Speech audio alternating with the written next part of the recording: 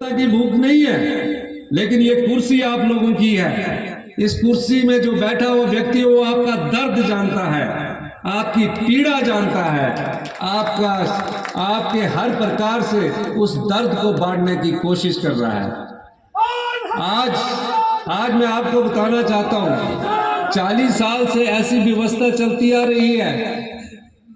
एक सरकार आई, दूसरी सरकार चलेगी, रूटीन से गवर्नमेंटें चलती। एक पुराना ढंग था, आगे 5 साल बाद जनता ने बदल दिया। हम उसके लिए नहीं आए हैं। मैंने कई बार कहा कि हम सत्ता सुख के लिए नहीं आए हैं, बड़ी बड़ी गाड़ियों में घूमे, बड़े बड़े होटलों में चले।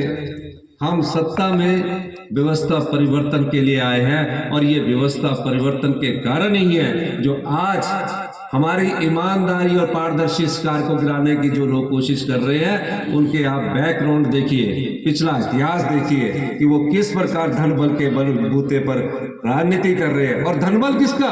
आप लोगों का है। आप जानते हैं, जब मैंने दूसरा बजट प्रस्तुत किया, हमने एक साल में 2200 करोड़ रुपए का राजस्व कमाया। 2200 करोड़ रुपए का राजस्व हमने उस भ्रष्टाचार पर लगाम लगाई।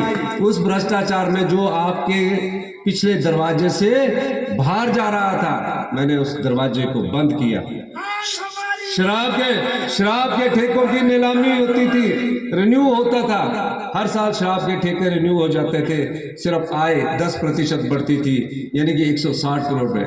हमने शराब के ठेकों की नीलामी की और 500 करोड़ रुपए की आय आप लोगों के लिए राजस्व अर्जित किया। कई और प्रकार से हमारी चोरी हो रही थी, मैंने उन दरवाजों को भी बंद किया। बड़े बड़े उद्योगपति हमारे को प्रलोभन देने की कोशिश करते रहे, लेकिन हम उन प्रलोभनों के लालच में नहीं आए। हमने कहा ये जनता का पैसा है, हिमाचल के गरीब आदमी का पैसा है, हिमाचल के किसान का पैसा है, हिमाचल के दुकानदार का पैसा है। इस पैसे पर हिमाचल की जनता का अधिकार है। इसको हम लूटने के लिए सत्ता में नहीं बैठे हैं, हम इसको बचाने के लिए और जनता की सेवा के लिए सत्ता में बैठे हैं। और आज मैं कह सकता हूं, जब दूसरा बजट प्रस्तुत हुआ, दूसरे बजट में क्या थी? उस बजट से पहले राज्यसभा का चुनाव था।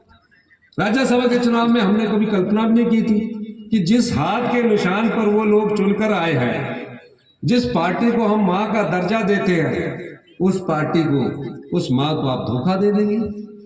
और देखिए, 26 तारीख को 27 तारीख की वोटिंग के बाद वो विधानसभा आते हैं। विधानसभा आने के बाद हमने सोचा चलो गलती की है, अब बैठेंगे विधानसभा सत्र में। डर इतना कि सड़क के रास्ते से नहीं आ रहे, 2-2 हेलीकॉप्टर वहां आते हैं, सीआरपीएफ की 2 बसें उनको लेकर आती है। विक्रमादित्य जी कह रहे थे उनके खिलाफ एक्शन होना चाहिए। बाई एयर आए, और बाई एयर आने के बाद सिर्फ 1 घंटे के भीतर अनाडेल से बाई एयर चले गए। कौन उनको संरक्षण दे रहा है, कहां से उनका पैसा खर्च हो रहा है, इन सब बातों की जानकारी हम प्राप्त कर रहे हैं। अभी ललित होटल है पंचकूला में, 5 स्टार, उसमें 75 लाख इनका 10 दिन में रहने का खर्चा आया है। अब ऋषिकेश गए, जिस तरह गडरिया ले जाता है ना अपनी भेड़ों को, भी इस स्थान से नहीं दूसरे स्थान पर ले जा रहे हैं, उस तरह भेड़ों की तरह उनको ले जाया जा रहा है। आप विधायक हैं, आप चुनकर आए हैं, लेकिन आपने अपनी अंतरात्मा से नहीं, अपने धन आत्मा से आपने वोट किया है। और मैं ये कहना चाहता हूं, जो लोग इस प्रकार की राजनीति करते हैं, हमें राजनीति में भी स्वच्छता लानी है, शुचिता लानी है, और हम इस राजनीति में स्वच्छता और शुचिता के लिए कटिबद्ध हैं। जिस ख्वाब को वो पाल के रखे वो पूरा होने वाला नहीं, क्योंकि ये जनता की सरकार है, आम लोगों की सरकार है। और ये जनता और आम लोगों की सरकार, और जब जनता उसके खिलाफ खड़ी होती है तो कोई भी दल कितना भी बड़ा हो, वो क्रांति का रूप लेता है। मैं आज आपके बीच इसलिए आया हूं, जब मैं बजट प्रस्तुत कर रहा था 28 तारीख को, 27 के बाद 28 तारीख को बजट प्रस्तुत करना था, उस समय इन लोगों ने प्रयास किया कि हमारी सरकार किसी न किसी रूप से गिर जाए। मेरे टीवी देख नहीं रहा था, हम विधानसभा के अंदर बैठे थे, विधानसभा के अंदर हल्ला चल रहा था, एकाएक खबर आई कि मैंने इस्तीफा दे दिया। मैंने सोचा मैंने तो इस्तीफा दिया नहीं, मैं तो अभी अंदर बैठा हूँ। इस्तीफा देंगे जब हमारी गरिमा पर बात आएगी, हिमाचल की अस्मिता पर बात आएगी। बैठा, मैं बाहर आया, मैंने कहा हम हारने वाले नहीं हैं, हम लड़ाई लड़ेंगे। और सत्य और असत्य की लड़ाई में सत्य अनेकों बार असत्य से टकराता है, बार बार असत्य का सामना सत्य से होता है, लेकिन जीत सत्य की होती है और हम सत्य की लड़ाई लड़ेंगे। कानून बदल दिया, नियम बदल दिया, तकरीबन 16,000 घर इस बारिश से नुकसान हुए। केंद्र से हमें कोई मदद नहीं मिली, हम चीखते रहे। मैं देश के प्रधानमंत्री के पास गया, मैंने कहा गुजरात की तर्ज पर हमें मदद दीजिए, उत्तराखंड की तर्ज पर हमें मदद दीजिए, लेकिन उन्होंने हमारी एक भी नहीं सुनी। फिर उन आपदा प्रभावित परिवारों को बसाने की बात थी। हमने अपने संसाधनों से 4500 करोड़ रुपए का पैकेज निर्धारित किया और तकरीबन आज उन 16,000 परिवारों को पहली किस्त के रूप में 3 लाख रुपया दे दिया गया है। और जो आंशिक रूप से टूटे हुए घर है, जो आंशिक रूप से टूटे हुए घर है, उनको 1 लाख रुपया दे दिया गया। वो अभी खुशी से अपना घर बना रहे हैं। हमने कहा कि हिमाचल प्रदेश की जनता पूरा हमारा परिवार है, हमारा परिवार के सदस्य है। धीरे धीरे हम आगे बढ़ रहे थे, समस्याएं हमारे पास दिन प्रतिदिन बढ़ती जा रही थी, लेकिन हमने हिम्मत नहीं हारी। हमने अपने सरकारी कर्मचारियों और अधिकारियों को कहा कि जब हमारी सरकार आएगी हम आपको ओल्ड पेंशन स्कीम देंगे। मैंने ऐसा क्यों कहा? मैंने कोई राजनीतिक लाभ लेने के लिए ऐसा नहीं कहा। उस समय कोई चुनाव नहीं थे। 1,36,000 परिवार जो एनपीएस में थे, एनपीए में थे, मैंने कहा कि बुढ़ापे में इन्हें भी सामाजिक सुरक्षा मिलनी चाहिए। कल को परिवारों का विघटन हो रहा है, बुजुर्ग घर में रह जा रहे हैं, अगर उनके पास कोई अशोर्ड इनकम नहीं होगी, अशोर्ड आय का साधन नहीं होगा, तो अपना जीवन यापन कैसे करें? और जिन सरकारी कर्मचारी और अधिकारियों ने हिमाचल प्रदेश में जहां भी विकास हुआ है, चाहे वो स्कूल बना, चाहे वो अस्पताल बना, चाहे वो सड़क बनी, इन सरकारी, चाहे वो शिक्षा के संस्थान में पढ़ने वाले अध्यापक हो, इन सरकारी कर्मचारी अधिकारियों ने इस क्षेत्र में हमें महत्वपूर्ण योगदान दिया। मैं खुद एक कर्मचारी का बेटा हूँ, एक किसान का बेटा हूँ, और मैं आम परिवार से उठकर राजनीति करने आया। धीरे धीरे 30 साल का संघर्ष करने के बाद मैं जीवन में कभी मंत्री नहीं रहा, लेकिन मुझे जब कांग्रेस पार्टी ने मुख्यमंत्री का पद सौंपा तो मेरे मन में एक ही उद्देश्य था, एक ही प्रेरणा थी कि हिमाचल के आम परिवार के लोगों की, हिमाचल के आम जनता की, हिमाचल के गरीब परिवार की पीड़ा जो मेरे दिल में थी, उससे मैं उनकी सेवा करूं। और आज मैं उस सेवा में आगे बढ़ने की कोशिश कर रहा था कि भारतीय जनता पार्टी ने किसी ना किसी तरह से इस सरकार को गिराने का षड्यंत्र रचते, लेकिन ऐसे समय षड्यंत्र रचा जब जनता के बल बोर्ड पर वो चुनाव नहीं जीत सके, तो धन के बल से उन्होंने विधायकों की जो खरीद फरोख्त की, आज वो विधायक इस दरवाजे से उठकर दूसरे दरवाजे में जा रहे हैं। ऋषिकेश के ताज होटल में बैठे हैं, 10 दिन से उन्हें अपनी जनता की सुध नहीं है। लेकिन कुछ लोग लोकतंत्र की रक्षा के लिए खड़े होते हैं और कुछ लोग लोकतंत्र की हत्या करने के लिए दिन प्रतिदिन होटल में जाकर घूमते नजर आ रहे हैं। हम फिर भी, और मैं ये दावे के साथ कह सकता हूं कि हमारी सरकार पूरे 5 साल चलेगी, और जो 5 साल जब हमारी सरकार चलेगी, हम जनता की अदालत में जाएंगे, हम कहेंगे कि 5 साल में हमारी सरकार ने आपके लिए ये कार्य किया है, आप हमें दोबारा चुनने का मौका दे या ना दे, लेकिन जनता की अदालत ही सबसे बड़ी अदालत होती है। आज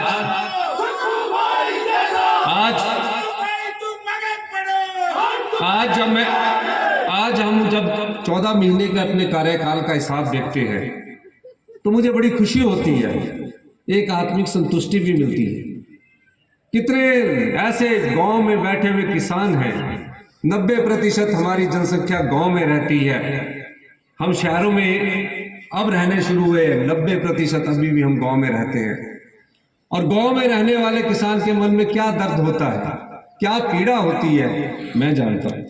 इधर उधर जा रहे हैं, अब वो ऋषिकेश गए हैं। कुछ ध्यान लगाकर अगर योगा करेंगे तो उन्हें पता लगेगा कि हमने गलती की है।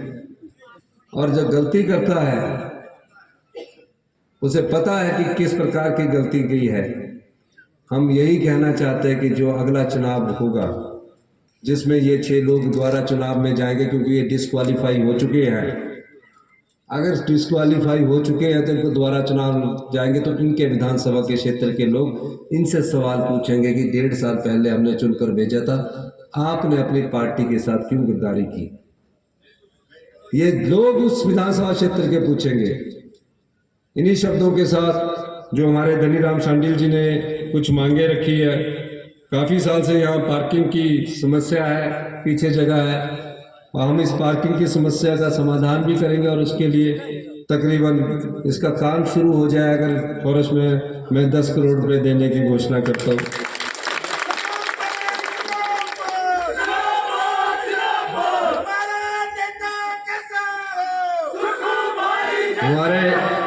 हमारे इंडोर स्टेडियम की बात कर्नल धनीराम शांडिल जी ने की कि युवा वर्ग है, सबसे वरिष्ठ मंत्री है हमारे, इनको हेल्थ डिपार्टमेंट क्यों दिया?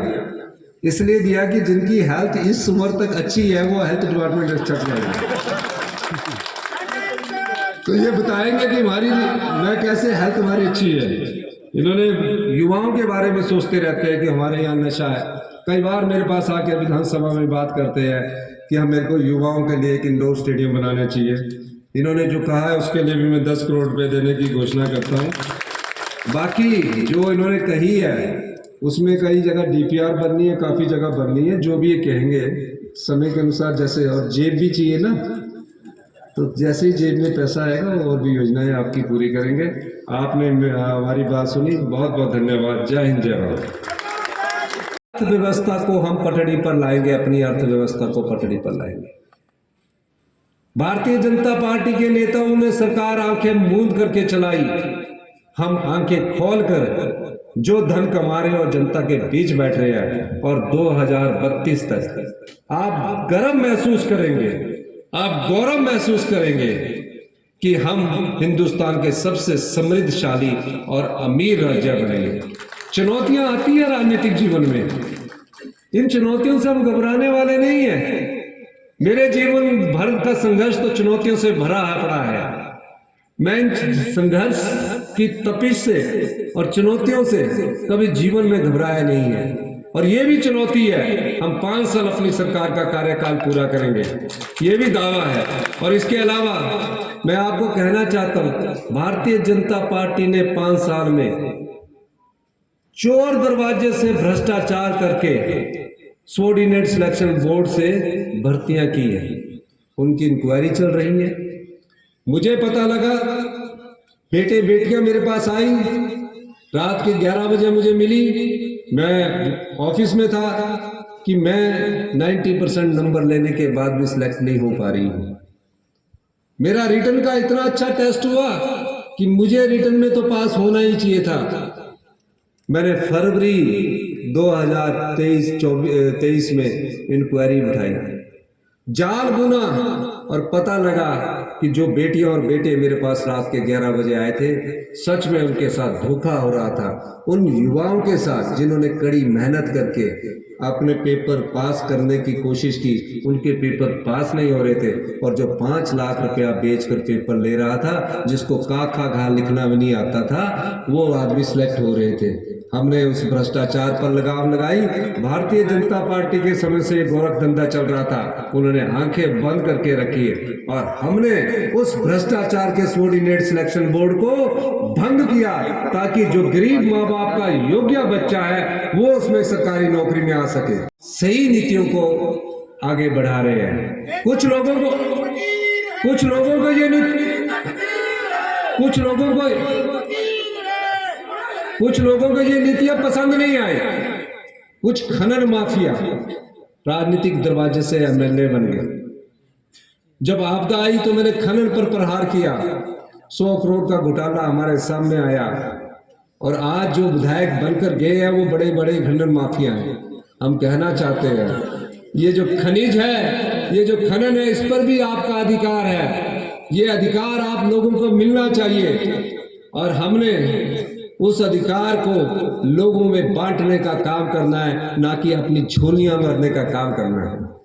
आज मैं आपको ये कह सकता हूँ कि जो हमने 1500 रुपया अपनी माताएं और बहनों को देने की गारंटी को पूरा किया, वो सब हम भ्रष्टाचार के दरवाजे बंद करके अपनी बहनों को देंगे, अपनी माताओं को देंगे, अपनी सभी लोगों को देंगे। और 1 अप्रैल 2024 से ये वित्तीय जो साल है, इसके फार्म भर दिए जाएंगे और मई में उनको मिलना भी शुरू हो जाएगा। दूसरा बजट की बात कर रहा था। दूसरे बजट में क्या योजनाएं थी? मैंने अधिकारियों से कहा ये 2200 करोड़ रुपया हम जनता को बांटेंगे। ये कोई सुख सुविधाओं के लिए खर्च नहीं होना चाहिए। बजट बना, रात के 1-2 बजे मैंने कुछ योजनाओं का अमली जामा पहनाया। बजट के लास्ट दिन भी मेरे पास एक योजना रहेगी। मैंने कहा कि जो हमारी विधवा बहनें हैं, जो विधवा माताएं हैं, इन विधवा बहनों के बच्चों को भी कई बार बच्चे पढ़ने में बहुत अच्छे होते हैं, कोई डॉक्टर बन रहे हैं, कोई इंजीनियर बन रहे हैं, लेकिन पैसे की कमी के कारण इधर उधर झांकते रहते हैं। हमने उनके लिए एक और योजना लाई। पूरी विधवाओं का जब हमने डाटा देखा तो 1,15,000 के करीब विधवा महिलाएं हैं जिनके कई छोटे बच्चे हैं। हमने कहा 0 से 27 साल तक, यानी कि पैदा होने के बाद से 27 साल तक उन बच्चों की सभी पढ़ाई का खर्चा हिमाचल प्रदेश की सरकार करेगी, चाहे वो डॉक्टर बने, चाहे इंजीनियर बने, चाहे वो कहीं भी हिंदुस्तान के किसी भी कॉलेज में जाए। ये दर्द हमने उन माताओं और बहनों के लिए इस बजट में दिया। यही नहीं, पहले बजट में हमने उन अनाथ बच्चों के भाव को समझा, उन अनाथ बच्चों के जिन्होंने अपनी माता को खो दिया, जिन्होंने अपने पिता को खो दिया, और उनके मन में एक इच्छा हमेशा दबी रहती थी, एक भाव हमेशा जो उभरने की कोशिश करता रहता था लेकिन व्यक्त नहीं हो पाता था। हमने उस भाव को समझा, और उस भाव को समझने के बाद हमने उनके लिए एक योजना लाई। जैसे कि डॉक्टर कर्नल धनीराम शांडिल जी ने कहा, हमें उन्हें चिल्ड्रन ऑफ द स्टेट का दर्जा दिया। आज कोई भी अनाथ बच्चा जो अपनी माता को खो चुका है, अपने पिता को खो चुका है, अगर शिक्षा के स्तर में कहीं भी जाना चाहता है, उसकी पूरी फीस सरकार उपलब्ध करवाएगी।